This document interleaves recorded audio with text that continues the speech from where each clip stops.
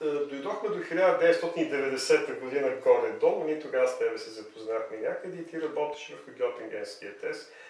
Какво се случи за последните 20 години? Вече в новите условия на постсоциалистическа България. Този тест имаше своето развитие и това беше най-хубавото. В началото, 90-те години, имаше голяма жажда и от училищата, и от училищните психолози, които ми помагаха, да използват такава методика.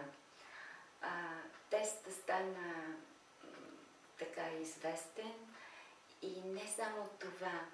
Самата структура на теста и информацията, която даваше за децата, беше много добра и продължава да бъде. Сега, както всяко нещо в живота, има раждане, разцвет и малък епогей, така затишие.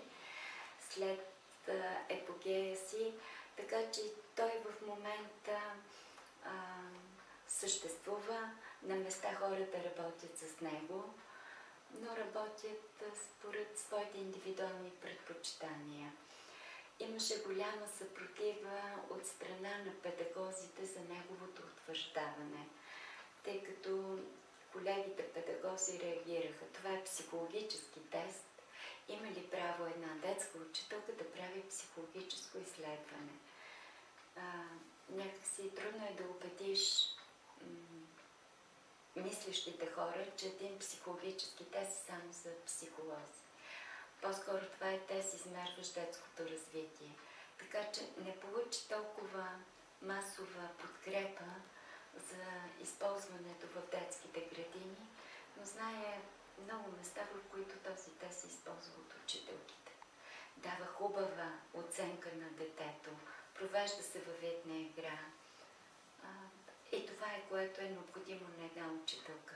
Да се ориентира къде е детето, къде са неговите силни страни, как да го подпомага и тя да бъде удовлетворена с това, че последната година, работейки с това дете, тя го насочва в една вярна посока. Моята препоръка винаги е била как и родителите да имат информация за резултатите от теста. И смятам, че когато един родител вижда самите айтеми, начина на провеждане на теста, с удоволствие би приела една такава оценка за детето си. Така че Гьотинския тест го има. Хората, които ценят диагностичната му стойност, работят с него. Който го отричат, че не е за работа, някакси остава като един проблем за самия него. А какво става с така официалните образователни власти, министерства, общини, инспекторати? Общините отговарят за тестите градини, инспекторатите за цялото образование в даден район. Те към днешна дата или въобще как еволюира тяхното разбиране за това трябва ли, не трябва ли да се прави училищна готовност, кой да я прави, как да я прави? Да, интересно е, че тази идея еволюира и на учителя е вменено да прави тази диагностика, без обаче да подпомогнат от страна на Министерството, регионалните инспекторати с методическата част. Нормативно всеки учител в детската градина и в началното училище трябва да прави диагностика. Как, с кой тест, по какъв начин. Това не е уредено никъде. И в тази връзка... Тоест действайте, но няма да ви кажем как, отгътнете. Да, или изберете, или преценете. Затова има детски градини в страната, които режат различни картинки, лепат ги, задават въпроси и смятат, че това е тест. Тоест тестоподобни варианти могат да бъдат събрани от много места. Сега, един от въпросите, който беше поставен към мен за Гьотинския тест е, че той е индивидуален тест и отнема време. Много хубав, но отнема време. И в тази връзка 2004 година направих групов тест, който е публикуван в ръководството на Борис Минчев с изследване на детето. За да могат с груповия тест да отсеят децата и да се види кое голяма нужда от допълнително изследване и да работят с евентуално геопинския тест. Тоест този групов тест е вид скрининг на групово ниво, след това вече тези деца с по-ниски показатели, за да проверим етекания, на какво се дължи, се пуска геопинген, като диагностичен тест. Точно така. И хубавата част на скрининга е, че могат да бъдат поканени родители, които да подпомагат този скрининг, тъй като е важно децата да бъдат подкрепяни. А тук се отваря и втората идея за еволюирането на тестовете. От една страна учителят е длъжен да ги прави, от друга страна това е пожелание на родителите. Всеки родител се страхува, ако моето дете не се представи, никой не иска да преглътне на успеха на детето си. Така че има, според мен, конфликт между това разбиране, учителят, т.е. диагностиката да бъде до някъде в ръцете на родителя. Аз не съм съгласен, няма да ми диагностицираш детето.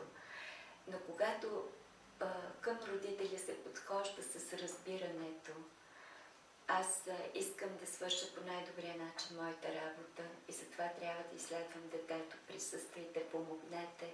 Когато и родителят е включен в този процес, смятам, че по-хубав елемент от тази съвместна работа не може и да очакваме.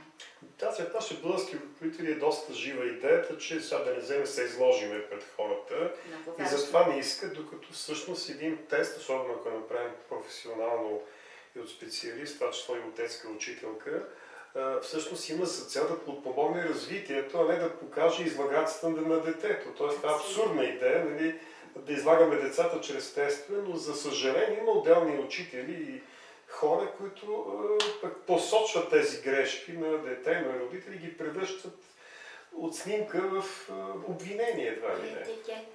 Абсолютно прав си е. Тази част за оценката и в детската градина, и в училището е много страшна. Защото дори когато един учител поставя двойка на детето или тройка, той казва, аз ти пиша това, защото не знаеш. Значи, дори във вербалната аргументация той не казва, знаеш ли, ти днес не си подготвен, ти не успя да отговориш на моите 5 въпроса.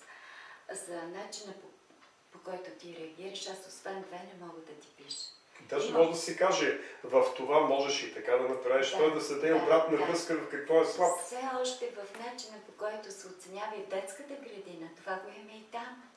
Ти така или иначе и се вижда негативната страна и това какво детето не е направило. Тоест оценката като етикет, а не като инструмент за подпомагане на развитието. Точно така. Това е просто. И от тук идва и страха на родителя, който е минал същата школа.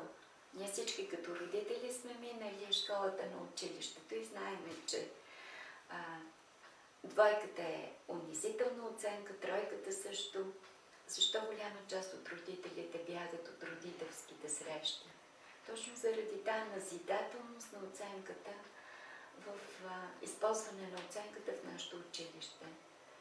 Така че в този аспект, когато говорим за диагностика, ми се ще да говорим и за включване на родителя в този процес. За неговата култура, че диагностиката е инструмент, той те ориентира, да знаеш все пак къде е твоето дете, кои са неговите силни страни, какво ти предстои ти като родител да подпомагаш в процесите на